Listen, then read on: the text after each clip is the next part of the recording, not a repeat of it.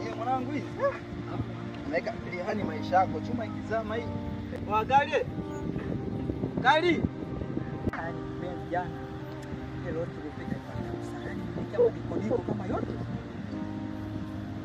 Yani niliramba sana. Pale. Ami wallahi wakani hata posho. Wakani sema hata posho kwa sio wakanda kuingia hapa sasa.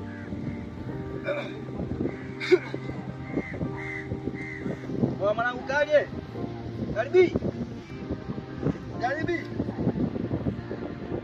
Wakaribie. Wapi?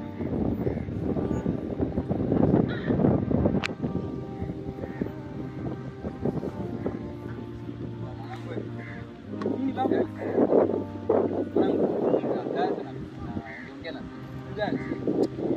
Sasa kazi tufanye kazi.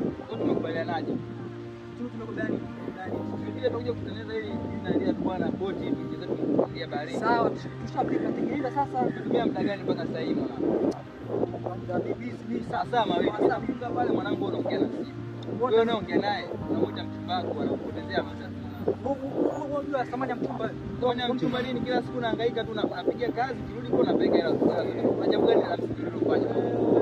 Mchumba analipa kila anakupa kila kitu gani afu unaandika kazi hakuna huna hela. Kumbe hela unazopata unapeleka kwa wachumba huko. Sasa hela kwa mwanangu wewe. Kuna leo kuna kesho.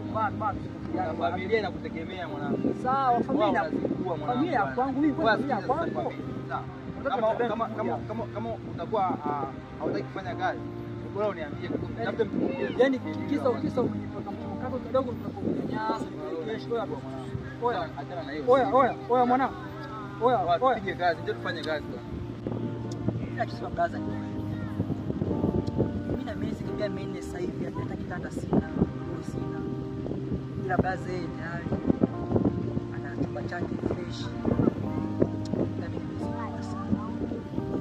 Sasa hivi na kazi acha na wanawake. Iko ile pesa kabisa. Demo mwenyewe akija ndio tunazima mashikani. Sasa mimi ni kwa nini tunapanda? Ina mimi na kitu nangu. Hawa wanawake wanapenda sana.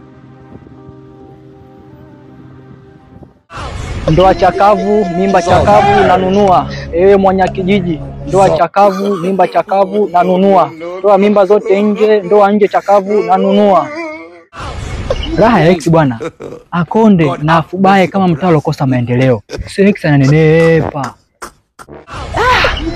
Kweli maisha hapo kasi. Yaani mwanangu nimeachana naye akiwa na ujauzito. Eti kisa tu ule ujauzito sihudumii, simpi huduma, simpi nini. Akamoto akautekwa lipa namba. Mambo yasiwe mengi.